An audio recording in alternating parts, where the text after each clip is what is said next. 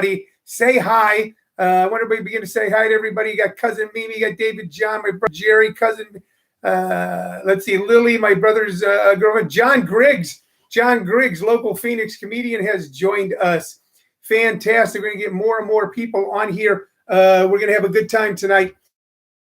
What I'm going to do differently. That's what Shirley said we can do differently. And I went, I don't know if I really got anything different to do yet. Those of you watching on YouTube can see off here on my left-hand side, though, some of the bobbleheads.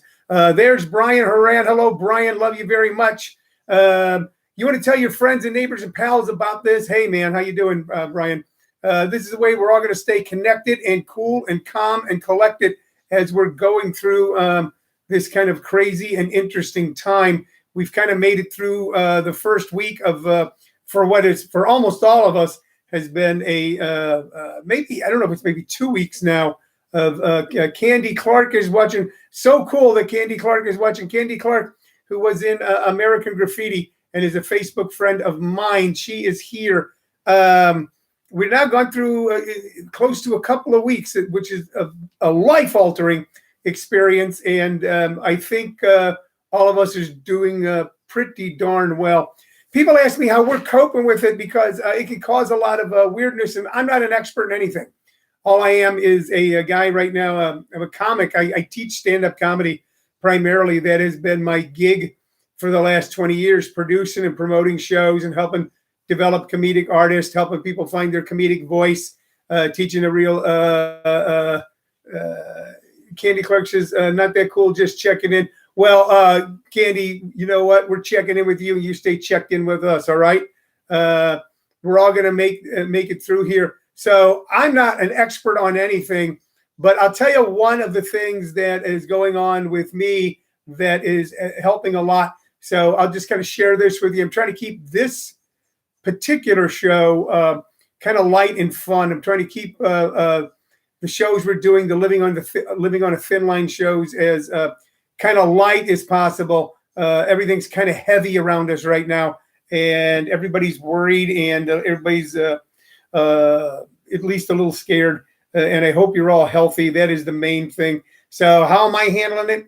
So, and I'm just going to tell you what I'm doing, okay? And then you can tell us how you're doing it as well. All right. 35 years ago, in March of 1985, I got clean and sober through the program of Alcoholics Anonymous. Anybody who knows me as an early sponsor of mine used to say, he goes, well, I wasn't very sponsored. I wasn't very anonymous when I was out there drinking. And I learned a lot through that program that not only helps you stop drinking, but has helped me live. And right now, ladies and gentlemen, what I'm doing is I'm just living a day at a time, one day at a time. The only thing that matters right now is today. I don't know what's going to happen tomorrow. There's an old saying, and the saying is yesterday's history and tomorrow is a mystery. So what we're doing right now is just living a day at a time. And you know what? We've all done the Saturday. We've all done the Saturday. So we're making it through this particular Saturday, just a day at a time. I can't project into the future. When this first happened, okay, I projected into the future in a horrific way, and I had a few sleepless nights. Hello there, Tina and Mike Lawson. Good to see you guys. That's right, you are an old friend. So I was projecting a lot. I'm still keeping myself together by doing the things that I have to do. Oddly enough, for a lot of us, there is now a lack of activity. But then for a lot of us, there's even more activity. People I know who are teachers who for years had been going to a classroom and then speaking live now have to teach on social media apps or through webinars. And the upload in learning how to do that and the upload and setting all that up has been quite tremendous. And for some people, they're working twice as much. Jim Lacey says, rock on, Tony, here to enjoy tonight's fiesta with you. So just go a day at a time. That's all. Just live for today. There are things you have to do. I still have to do my taxes.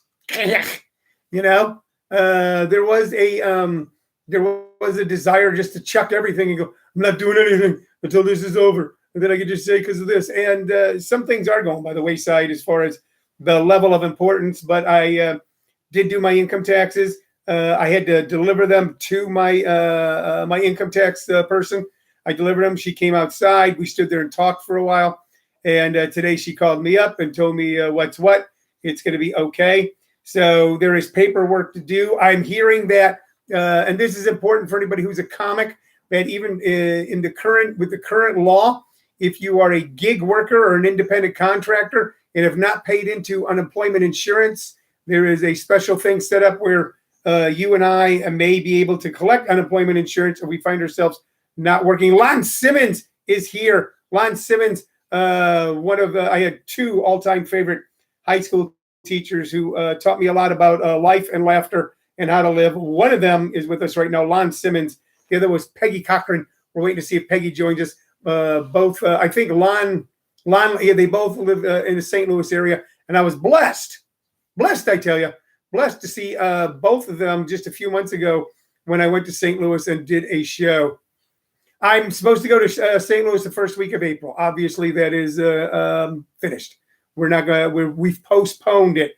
We won't be in St. Louis in the first week of April, but the first opportunity we have to go there, we are going. Okay, Chris Boardman is watching. Chris, who was in our workshops for a while back, and he's a great guy. So a day at a time, still take care of the things you have to take care of. I know sometimes it's hard just to even get up and sit down at a desk, and move forward. But that's what we're all doing right now. We are all in this together. I have been through things in my life. You have been through things in your life.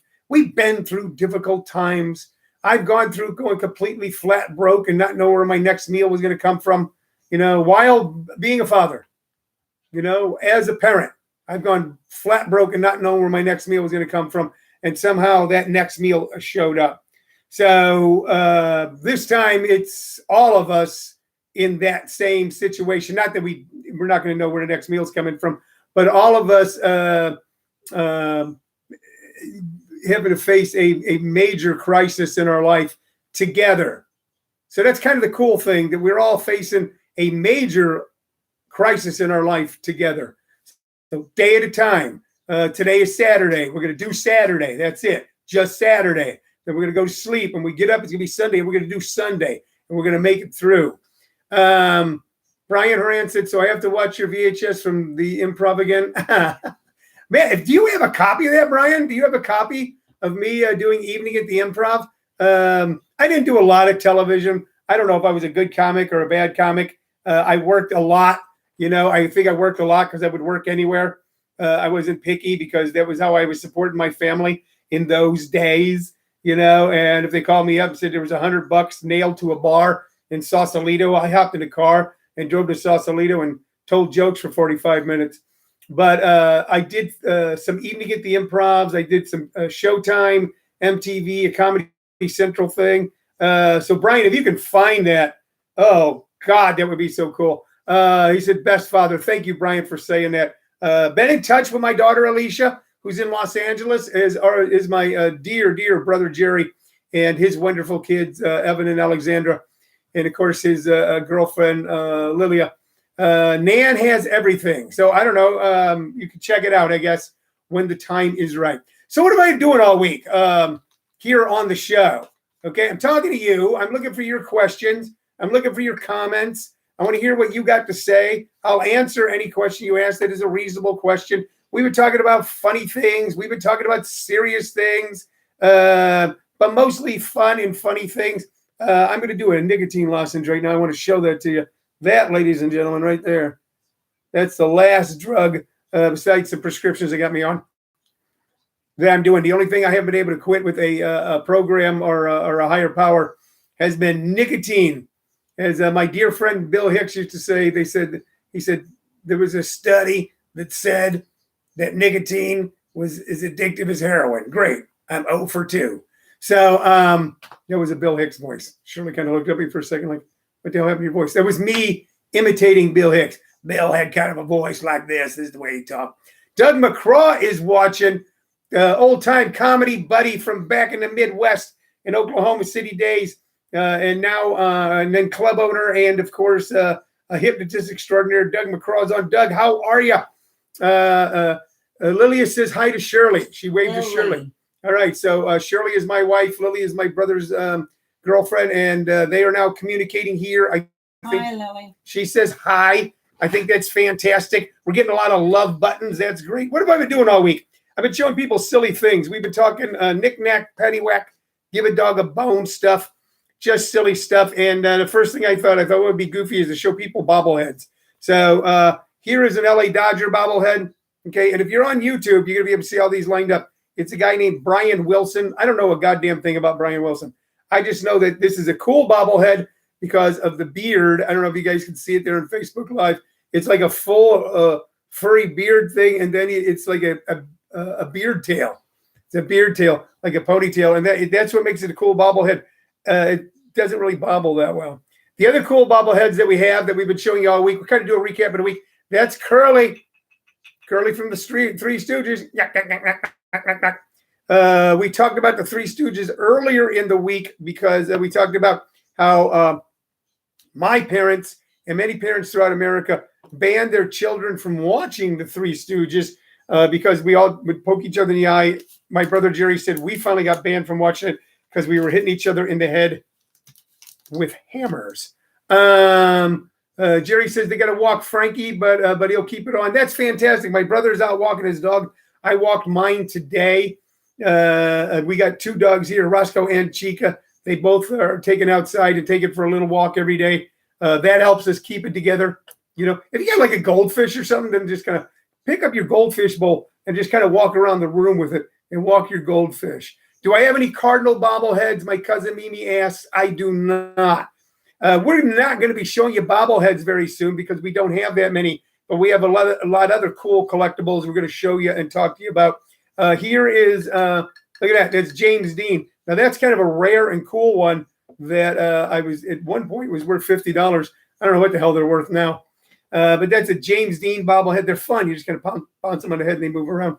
And Larry from the Three Stooges. So we had Curly and we had Larry, and we got four cool bobbleheads there that we showed you. We've also been talking a lot of music. We've been suggesting record albums to listen to, a kind of recap, and show you a new one tonight. We kind of recapped that you can find these things on YouTube and either discover new music or if you've listened to it at one time and now no longer listen to it, go back and revisit it. The first thing we showed you was Bob Dylan's Blood on the Tracks. There's that album. It's got really cool album cover art on it. Great songs from him and the band, a group called The Band when they were his backup band. We showed you and some of these albums are a little offbeat. They're not like the huge hit that the artist had. It's Jethro Tull, Benefit, okay, right before their big hit album, Aqualung. And here's another one to show you here. And this is Iron Butterfly, In-A-Gadda-Da-Vida, the mother of all album. The entire side two of that album was the song In-A-Gadda-Da-Vida, and that was a kind of a first for rock and roll. Here's the weird thing about rock and roll. The idea of extended songs with extended solos was quite common in jazz. Brian Oran says Bob Dylan is a hack. Brian, we're going to respectfully disagree. Was quite common in jazz to take a song, even if it was like kind of like a pop-ish song. Like these are a few of my favorite things. Something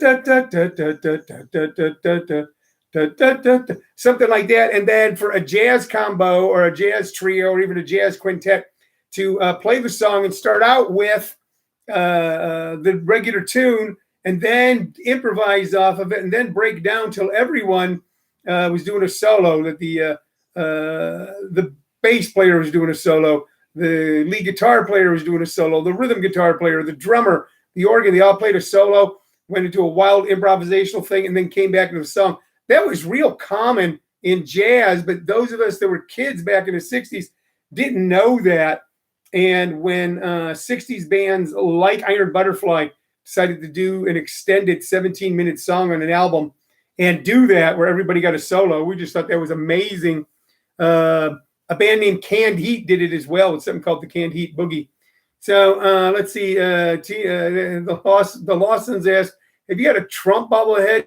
to rip the head off of. I do not. Let's see. Brian Rand says, I prefer the Wilburys. Yeah, Bob Dylan was in a band called the Traveling Wilburys, which was kind of a super group where they all gave themselves fake names and pretended like they were a real band. And it was Bob Dylan and Tom Petty and George Harrison and Jeff Lynne and Roy Orbison. And they put out two incredible, I say albums, but by that time it was pretty much CDs of music. Traveling Wilburys, I believe, Volume 1 and Traveling Wilburys, Volume 2.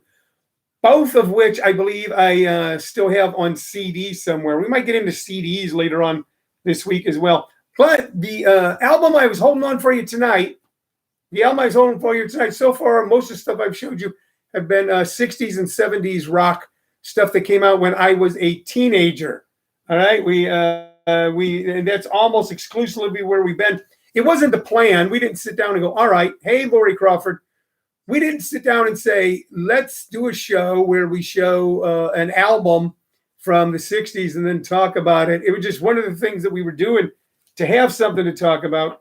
So we decided to go with 2 albums a show, and we'll continue to do that. And by the way, this show, it will be on every day at 2 p.m., 7 days a week until we avert the crisis. And then I'll start making this Saturday night show something a little more special and a little more different as we move forward. But every day at 2 p.m., then Saturdays at 2 p.m. and 7 p.m. So you can count on that. My wife just looked at me like, what? That is the plan with this show. We need to have reasons. We need to go, oh, this is what I do at this time. This is what I do at that time. We need to have those reasons, things that are routines. Oh, I go here at this time. Oh, I do that at that time. And that's what we're building here for us and you. This is not our show. This is your show. Also, like I said, it's as much to help keep us together as it is to maybe help keep you together. The album I'm going to show you now, okay? And then we're going to get into some topics. The album I'm going to show you now is not from when I was young. It's from when I was young, but not from my high school years, my formative years. That's the music you love. I used to do a joke where I said, the music you love that was the music that was playing when you were young, when you were doing some of the first things in your life. I said, it doesn't make any difference if that music is good or bad. It doesn't make any music. The music was terrible. It was the music that was around when you were first doing this and first doing that. Boom. It's always going to be special to you. Okay. But if you were like me and the first time you ever made love on the radio, they were playing Me and You and the Dog Named Boo, you're kind of fucked. So that's what matters, is when you were young and it was so exciting and new and music was important, and music is still important. Music is good for your soul. But as far as what you like, now this album I'm going to show you now came out when I was in my 20s, and I was not 7th grade, they say. 7th grade is when Brian Horan says the 7th grade is when the music that you the music is the most important. That kind of makes sense. I guess it does. Okay. But the album I'm going to show you now came out when I was in my late 20s. And I liked the music, but it wasn't like, oh my God, this is the band. It was like I ran out and bought their albums and everything. But you listen to them a lot. They were all over the airwaves when their stuff came out. As a matter of fact, they were one of the first MTV hit bands. First hit bands on MTV. And later on, I became very good friends with one of the musicians in the band, which I thought was odd. I didn't become friends with a bass player from the Grateful Dead or, the drummer from the Allman Brothers Band or anything like that. But I became really good friends with the bass player from this band. And I got an autographed copy of this album. And here it is. Duran Duran. You see that? Duran Duran. Okay. So I became friends with John Taylor. You can see possibly on the YouTube video, you can see the autograph. I don't know if you can make it out well on the Facebook page. It says, to Tony, my friend, good luck always. And it's John Taylor. And I also have on it a February 26, 2005. There's a, if you can see on there, you see that little sticker. That was my backstage pass. I actually took my daughter to see Duran Duran in 2005 at Staples Center. So Lori Crawford says, I remember watching you in your basement with your basement band. That's true.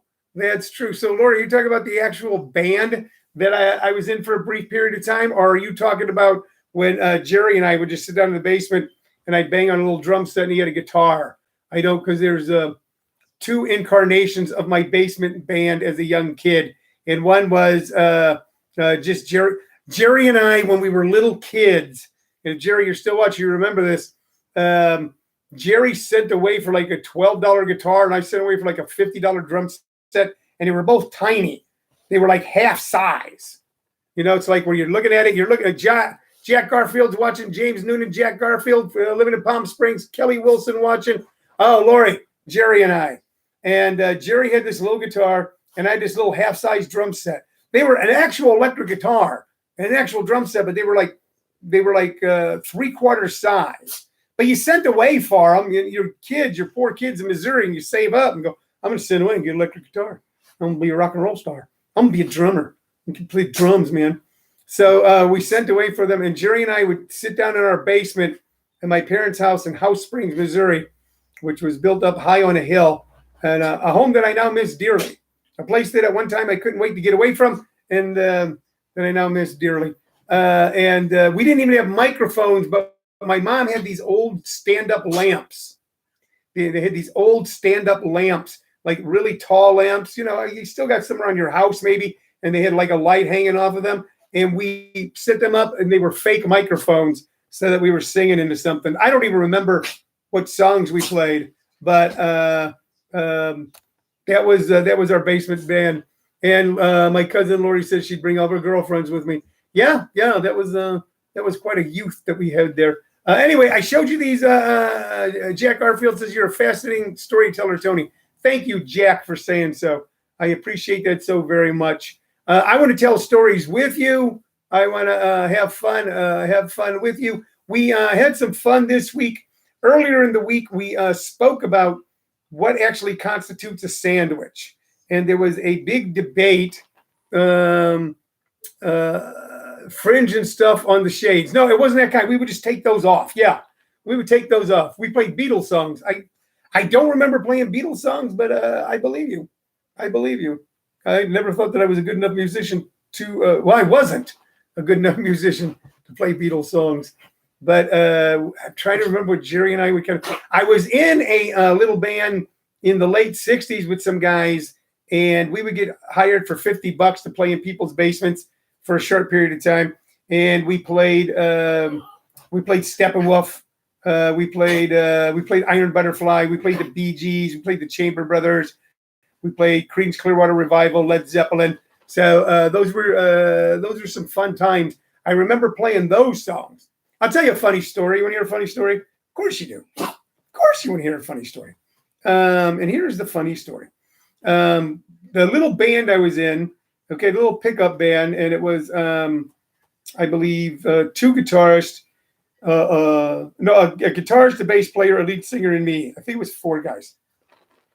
We got hired to play a wedding reception in High Ridge, Missouri.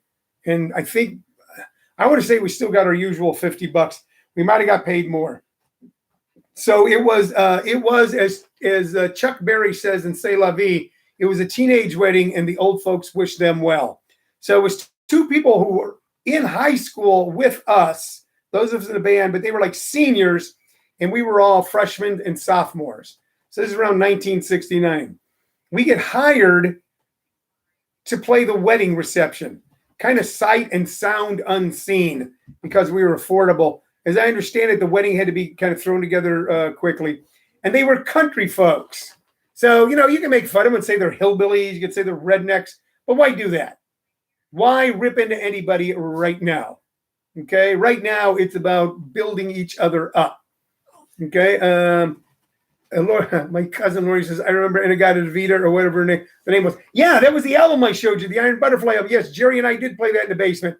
We could play that because I could play that on the drums. Anyway, with my band, we play a wedding reception in High Ridge, Missouri, and it's pretty much country folks and poor, not a lot of money, but still want to put on a wedding reception for these two kids who had gotten married. And we, in my band, played a song called The Pusher by Steppenwolf. And the riff went like that. And the song was infamous for its cursing because the song was written by a guy named Hoyt Axton, who had later on wrote Jeremiah Was a Bullfrog and many other songs for Three Dog Night and a lot of happy songs. Arthur Belkind says you're still affordable, as are you, Arthur. Yeah, Arthur, no one's buying. Anyway, the song had been written by Hoyt Axton, like I said, who later on wrote Jeremiah is a Bullfrog and Mama Told Me Not to Come, songs like that. But he'd written a song for Steppenwolf called The Pusher, and it had that riff.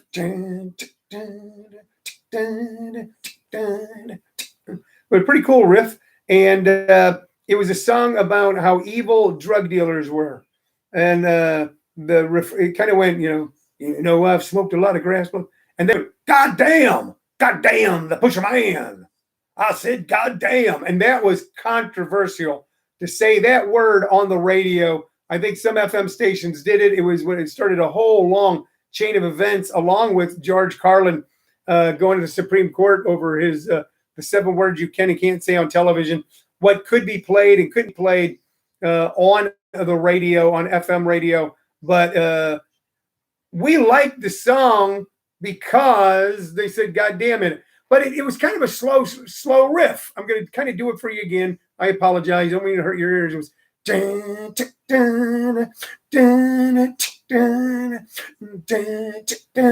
how it went. And it was the slowest song that my band knew. It was the slowest song that my band knew. We were playing like Communication Breakdown by Led Zeppelin and songs like that. And they were all like fast rock songs, stuff that young people like, fast, rock, hard. So as we began to play The Pusher, the father of the bride, I believe, came over to us. And the weird thing was, on that song, I didn't play the drums. The singer played the drums, and I sang the song. I know it's hard to believe when you hear my voice right now. And probably was hard to believe then as well. But I did have more than a half octave range when I was 13 years old. It's great. We're 13. We're playing a wedding reception. We're getting beers. I'm sitting behind my drum set with a 6-pack of beer. We're drinking. You could smoke inside. I got a cigarette hanging in my mouth. I'm playing the drums, grabbing a beer. We were in teenage heaven. We're the band at a wedding reception.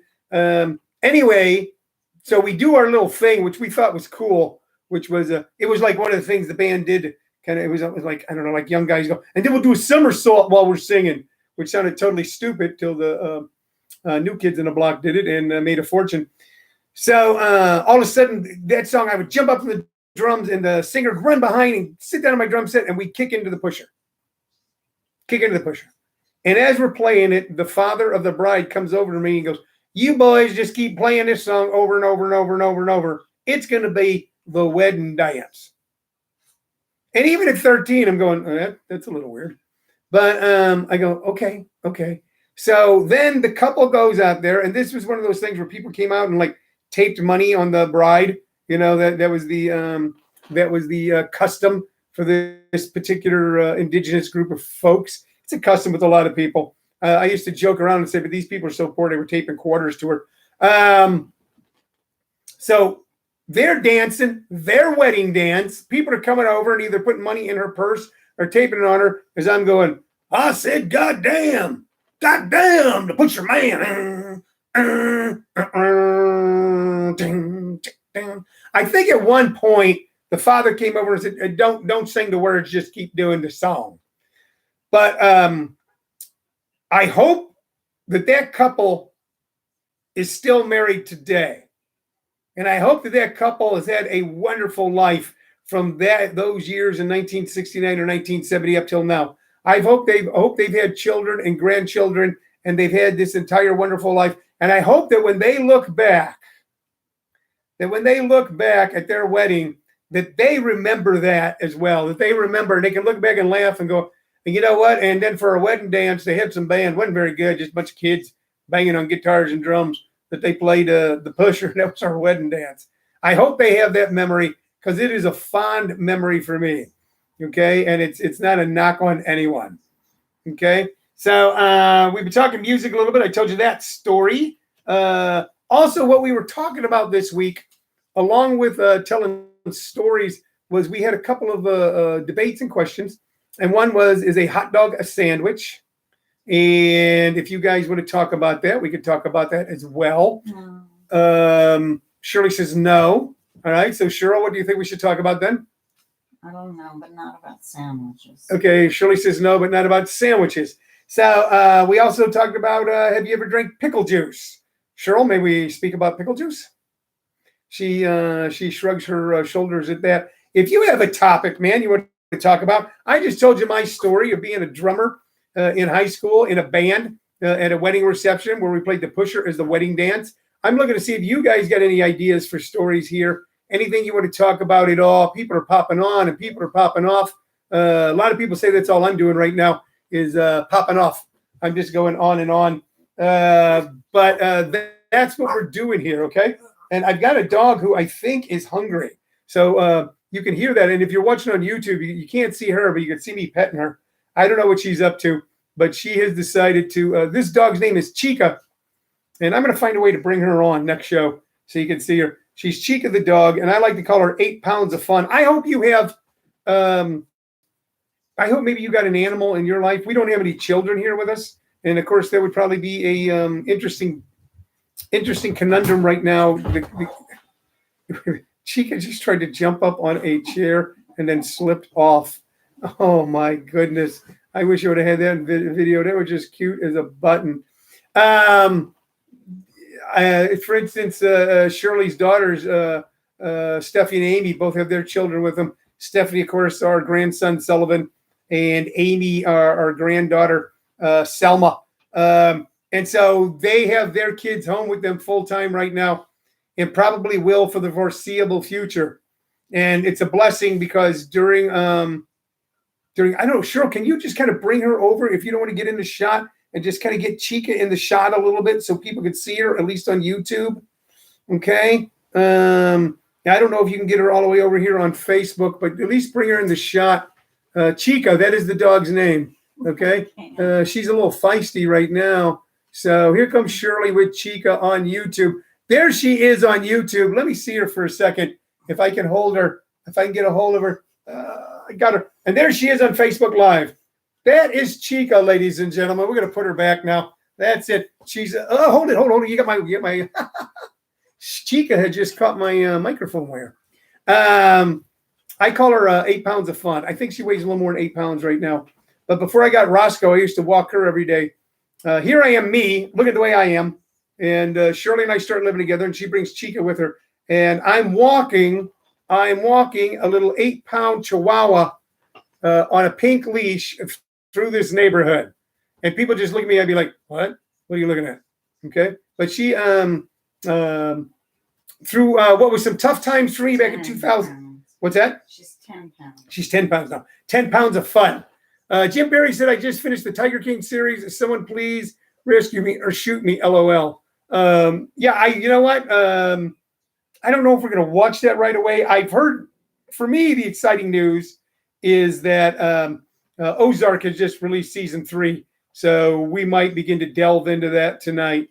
What series have you guys watched that you didn't make it all the way through? Like for us, it's going to be Hunters with Al Pacino and Amazon, which showed so much promise, but just kind of fell apart for me because I really wanted to give it. The benefit of the doubt. Just kind of fell apart by episode 4. It just did not hold my interest. But Ozark, the first 2 seasons held our interest very, very much. And we're going to watch season 3. Jim Perry says Ozark is awesome. Kelly Wilson says TWD. I don't know what TWD is, Kelly. You're going to have to spell it out for me. Lori, my cousin Lori says she's going to watch Ozark tonight. Jim Perry says we're rewatching Breaking Bad. Yeah, gonna do that for sure. Gonna do that. Cousin Lori didn't like Hunters. Neither did I.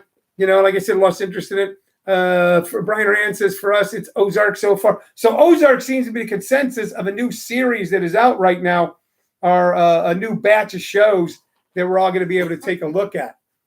So anyway, before I got ran off on that, I was telling you about how I used to walk an 8-pound Chihuahua on a pink leash through this neighborhood, and she and I bonded ever since. I hope that if you have children, if you have family, that you're with your family. I really do. Okay. And that you're pulling together. The main thing is whomever you're with, that you guys pull together. All right. Pull together. Help one another out. All right. Be a contributor. Don't be a detractor. Kelly Wilson says The Walking Dead. Yeah. You know what? Kind of not interested in that right now, but I get it. I have a former student of mine is on The Walking Dead, and we're very proud of him and happy that he got the gig. He's been on several years now. Josh McDermott, who plays Eugene on The Walking Dead, started out in our stand-up comedy workshops right here in Phoenix.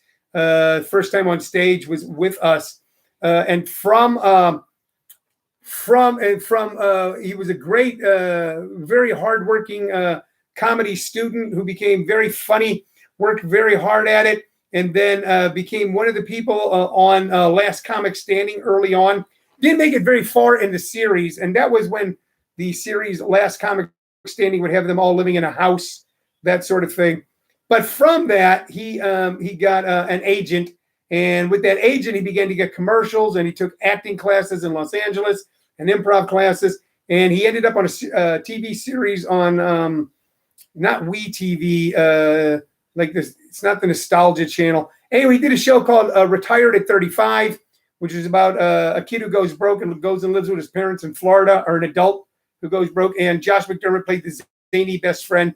And from there, he got on The Walking Dead. So we think it's pretty cool that a guy who started out with us in a little tiny comedy workshop in Phoenix then went on to be on what is one of the most respected and lauded shows on cable or television, period. All that being said, right now, I'm just watching silly shows and watching goofy shows. I think Ozark is kind of a goofy show. What's that? Malcolm in the Middle. My wife says Malcolm in the Middle. We're revisiting Malcolm in the Middle. You know what's cool is to watch a half hour Malcolm in the Middle, then an hour Breaking Bad, then a half hour Malcolm in the Middle, then an hour Breaking Bad. And you see two Bryan Cranstons. You see goofy Bryan Cranston, and then you see Heisenberg. Goofy Bryan Cranston, then Heisenberg. Sam McCurry says The Boys is an amazing dark telling of a superhero made by Seth Rogen. All right, fine. You know what? I might check that out. Like I said, I'm mostly looking for lighthearted stuff to look at. If I want to look at heavy duty stuff right now, I just have to go over to the cable channels. We all know what's going on, and we all know what we've got to do because of what's going on, and we're all doing what we have to do because of what's going on. Okay? And in some ways, our lives have changed. In some ways, they haven't. There's big chunks of time. Like today on Saturday, this was kind of what a Saturday was to me. Kind of a little bit of a kickback here at the house. It's a little quieter around here in the neighborhood on Saturday. So this was not a lot different than a lot of other Saturdays I have experienced while living in this little town that I've come to love very much, Maricopa, Arizona. And learn to love the people in it. Jim Lacey says, Malcolm in the Middle, ahead of its time. Awesome series, definitely. And Jim, that's currently my wife's favorite show. I'll hear her in the other room just laughing like hell at it. Jim Perry says, we also just finished the Harry Potter series with the kids this morning. My eyes are bleeding at this point, LOL. Yeah, you're doing the TV thing heavy duty, Jim. Brian Horan says The West Wing is still on Netflix. A lot of good stuff out there. Okay, but I'm mainly looking for lighthearted stuff to look at because then everything else is so kind of serious right now, kind of serious. So that's kind of what I'm hoping to show you. If you can see the YouTube shot right now, you can actually see. We can't see 4 bobbleheads because I can't get them lined up there. You can see 4 bobblehead heads. I always mispronounce your name, D. Sumala says, is me watching you part of a series we need to do? Yeah, this is now part of a series. Every day, 7 days a week, 2 p.m., Living on a Thin Line. Then Saturday nights, what I'm calling the Comedy Jubilee, and I'm going to have to format the Saturday night show a little bit better so it lives up to its name. Then we're doing that every day at 2 p.m. and then every Saturday at 7 p.m. Sam McCurry says, Anne Frank was in her attic for 700 plus days, hiding for her life. All we have to do is stay home. That's absolutely true. You're absolutely right. You know what? I got to tell you a joke. Joke.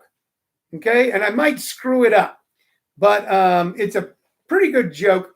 And what happened was the other day, my friend Rich Scheidner, who is a comic extraordinaire and was and still is like a big brother to me for so many years, got me some of my first gigs. We kind of raised our families together, raised our kids together. They didn't live far from me. He had a daughter the exact same age as my daughter.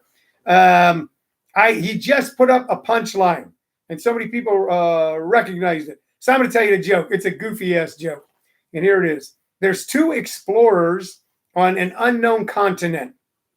All right, and all of a sudden they find themselves surrounded by the indigenous tribesmen of the jungle that they're in, and they're taken captive, and they're both tied to trees.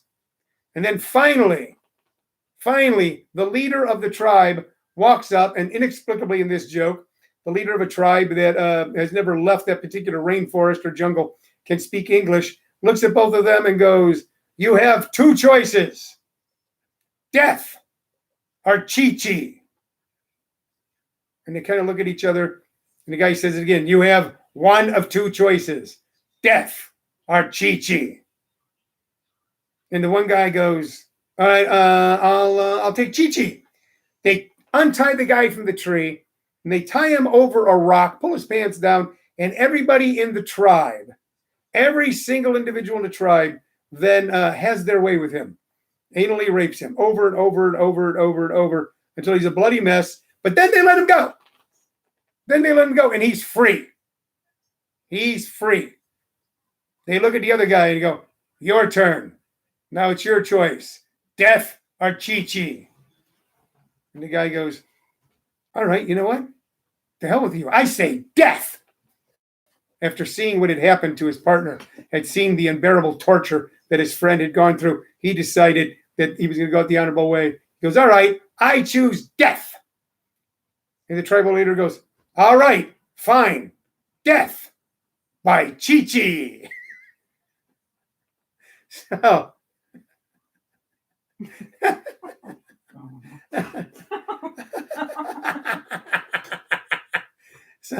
Shirley enjoyed the joke. Brian Rand said, "Jesus, Tony." Bob Rocky says, "Tell us about Charles Nelson Riley." You are keep it light. Well, that was it's just a silly ass joke. That's just a silly ass joke. So I don't know Charles Nelson Riley, Bob, but he was a very funny guy, and I used to see him on game shows, and I enjoyed him very much. D. Samela says, "The Odd Couple and I Love Lucy." As far as light shows to watch and Happy Days, yes, they are. Jim Lacey just laughed out loud, ha ha ha. So he liked the death by Chi-Chi joke.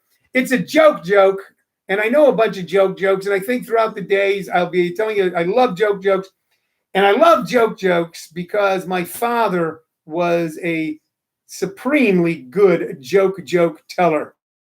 I think one of the reasons that I wanted to get into stand-up comedy is because some of the most positive responses my dad ever got in his life was when he was telling jokes. My dad was the youngest son of a challenged family, an impoverished Depression, World War II family.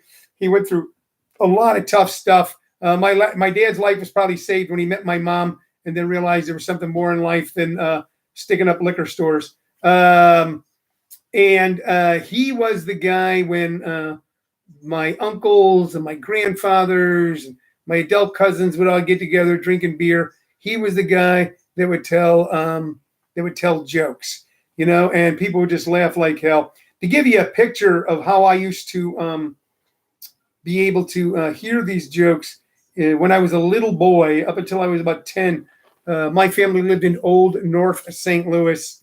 There, by the way, on Facebook, there's a guy named Nathan Jackson. That's an easy name for you guys to remember. Nathan Jackson. And Nathan has become a St. Louis historian and takes countless pictures of all the beautiful old. I always thought St. Louis was such a beautiful city. All the buildings, you could tell they were old. They were all from the 1800s. Brick buildings, mostly two-story brick buildings, 4-family flats where it was like, 2 downstairs and 2 upstairs, all over that city. So gorgeous to me. All right. And a young man named Nathan Jackson, who lives in St. Louis, has become a St. Louis historian and takes pictures of all those buildings. And it just fills my heart to be able to look at those. And I've talked with him a lot. Last time I was in St. Louis, I wanted to get together with him. We didn't have time. Wish I would have made time now, but I will make time the next time. We lived in Old North St. Louis. Sticking up liquor stores. Did I miss something about our family? There's probably a couple things, Lori, you didn't know about my dad and your dad. They were wild boys. They were wild boys of the road in North St. Louis. They were wild young men. They lived life to the fullest. They were beer drinking, working class, inner city guys, factory workers, furniture movers. They smoked and drank and loved hard. They were good men. They loved the St. Louis Cardinals and boxing, and when people would get together at our house on 19th Street in a building that's now gone, it's a vacant lot, but I can see it like it was yesterday, a red brick 4-family flat, all right? Entryways, there's 4 entryways downstairs. Some of the lesser buildings, the only way to enter the upstairs was through the backyard. But if you looked at the building, then on the left, the door that was far to the left is how you came into our house. And what you walked into was 3 rooms that were all the same size. The first one being a living room. And the living room had a very high ceiling, okay? And it had 2 windows in it. There were huge, high arched windows. It also had a chandelier. Not a real fancy crystal chandelier, but a chandelier.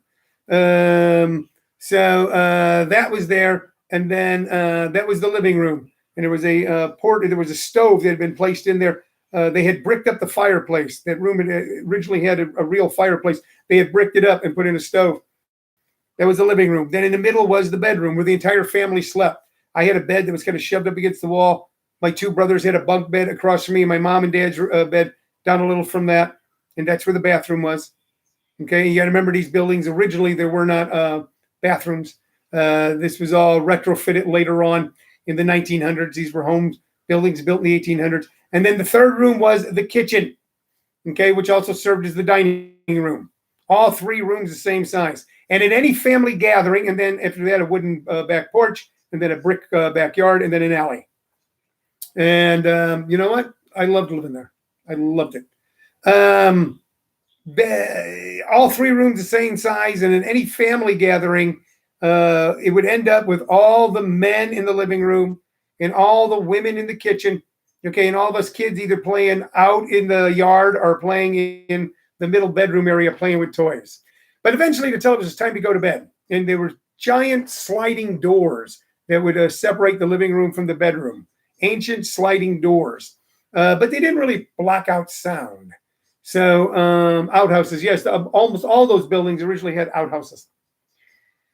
They didn't block out sound. And my dad and my uncles, including Mimi and Lori's dad, Jack, and our grandfathers on both my mom and dad's side, and aunts and uncle, they all the men would sit around and drink beer, and they talk about 2 things mainly: boxing and baseball. Boxing and baseball. And Lori says, yeah, she remembers Nani's house on Maiden Lane. That was my great-grandpa Hank. I'm going to write a story about Hank this week and post it, because we need to remember that there were Hanks in this world, and that we can all become Hank as well, because he was an incredible man, our great-grandfather. The men would sit in there and drink beer and talk boxing and baseball, and the women would stand in the kitchen and talk about which husband got laid off, which one just got a job, and how much they drank. That's what I remember. But my dad would tell jokes, and God, was he a good joke teller. Man, was he a good joke teller. And I would sit there with my ear pressed against the door hoping nobody caught me because I crawled out of bed and listened as my father told jokes. And that was one of the reasons I think I was so drawn to stand-up comedy when I was, because of the positive vibes I saw my dad get when he was doing stand-up comedy. And it has been the same for me. I just want to check something out here before we move on. Mimi says Crown Candy closed today. So Mimi, did it close just during this quarantine time? Or are you saying that it shut its doors for good? That place has been in business almost 100 years. So I'm not quite sure. We'll get that information. If it has closed its doors for good, it is such a venerable institution in North St. Louis. It is the place my mom and dad went on their first date, by the way. No matter, even when North St. Louis was vacated, and that's what happened in the 60s, just everybody moved out. Lori, just during the quarantine. All right, good. Crown Candy Kitchen, it was always still an oasis. Even when it became a very high crime neighborhood, somehow the criminals went, don't mess with Crown Candy Kitchen. That kind of tells you something, doesn't it? When you have a high crime area, but some place is so venerated that even the... You should show that picture of your mom and dad holding you. Oh, you know what? Tonight, you want me to show that picture tonight? I could do it if you want to grab it. I don't want to grab it. Okay, tomorrow I've got a matter of fact, I get some. I'll start showing you some photos tomorrow. We got a great photo collection, and one of them is my mom and dad holding me when I was a little kid in North St. Louis. Not sure, 103 years. Yeah, it's been in business for 103. But that says something positive about human beings. Okay, even when a place is a high crime area, there could be places where even those people who are leading a life of crime go, that place is off limits. And Crown Candy Store was. And as soon as this quarantine is over, I know people will be back down there on Saturday and Sunday afternoons eating a delicious malt or a bacon sandwich. I feel good that I was able to take Shirley there to experience that place when I took her back to visit St. Louis. And my cousin Lori says we go there every few months still. Yeah, great Easter candy. And you can still order candy online at Crown's Candy Store. All right, change the topic here, and we're going to let Sammy do the change. The change is top 5 comedians of all time. And I'm going to click this to see who his top 5 are. And he's going George Carlin, Lenny Bruce, Robin Williams, Paul Mooney, Jerry Seinfeld, and then out of the top 5, number 6, Sammy J. This is a list that's given to us by Sammy J. His top 5 comedians are George Carlin, Lenny Bruce, Robin Williams, Paul Mooney, Jerry Seinfeld, and Sammy J. Now I can say on this list, I have seen perform live, Robin Williams, Paul Mooney, Jerry Seinfeld, and Sammy J. I've seen all of them perform live, and not in like huge halls. I mean at like comedy clubs. I saw Jerry Seinfeld at the Melrose Improv. I saw Paul Mooney at the Comedy Store. Robin Williams at the Comedy Store when he, in the 70s, the best kept secret in entertainment on the Sunset Strip in Los Angeles was a Monday night free improv show with an improv troupe inside the main room at the Comedy Store. And it featured Ed Begley Jr., who I got to know later on in life, and Robin Williams. And you could go for free. And man, oh man, was that something to see. I saw Paul Mooney and Jerry Seinfeld.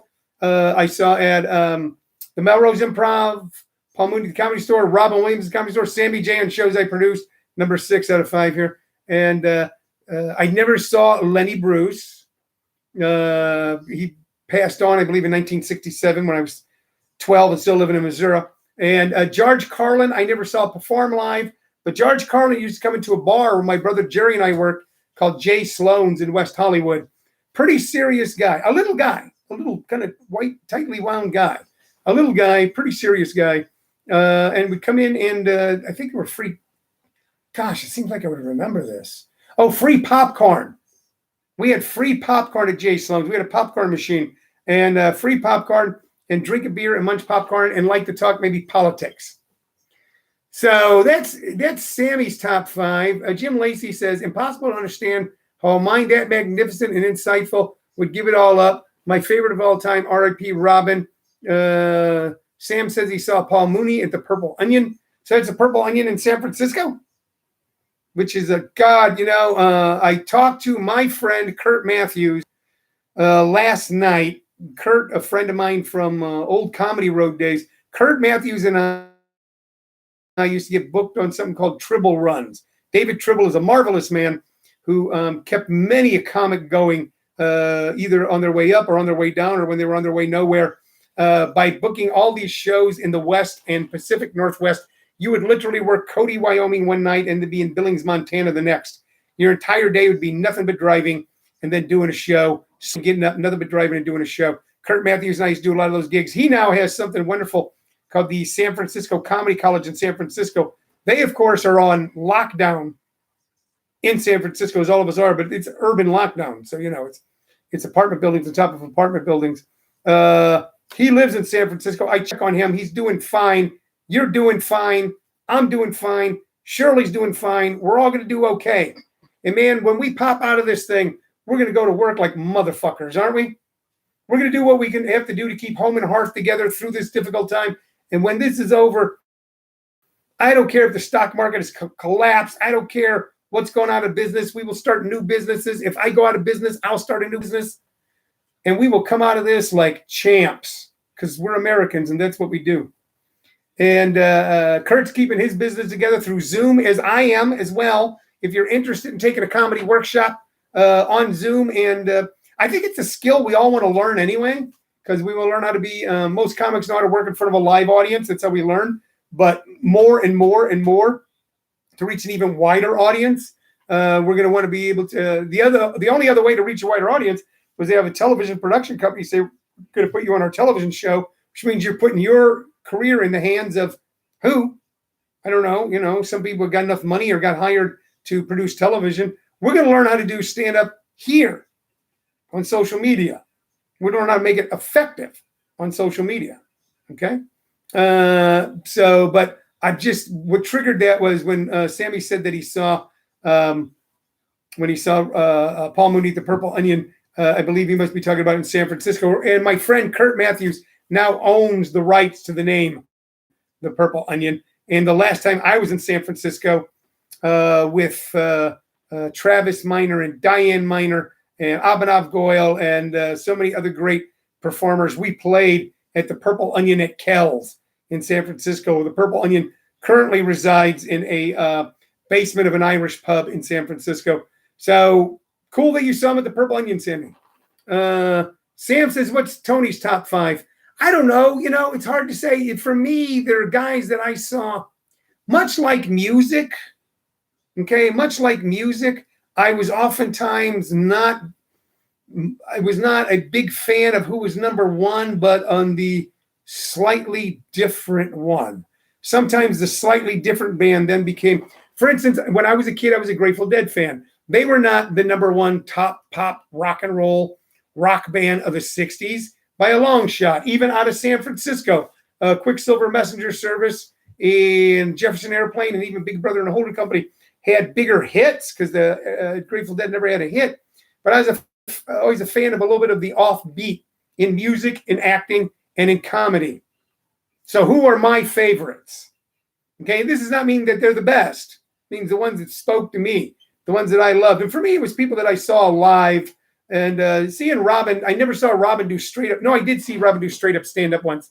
And it was really quite stunning. But he was kind of fucking around on stage at the Melrose Improv, working stuff out. Before I get to my top 5, I want to read what Jim Lacey wrote. He wrote, I'm wanting to buy an awesome cabin in Gila, New Mexico, and was on my way out to see it. But now New Mexico is on lockdown. To their credit, the sellers gave me in writing the rights of first refusal once CV19, I can't read the rest of it, gives us a rest. Kelly Wilson says Red Fox and Stephen Wright are his 2 favorites. Jim Lacey says Zappa right up there. Yeah, with offbeat groups, without a doubt. And, we talked about the band Little Feat yesterday a little bit. And some of the members of Little Feat at one time were session musicians working with Zappa. Zappa had that incredible home in Laurel Canyon that became an incubator for so many of the great 60s music stars. My top favorite comedians As far as who I saw live, I'm going to name 3 right now. And this is something for you guys that you can go and check out, okay? Because you can find their specials or clips of their television appearances on YouTube. And here they are. Bill Hicks, without a doubt, Bill Hicks. Bill Hicks.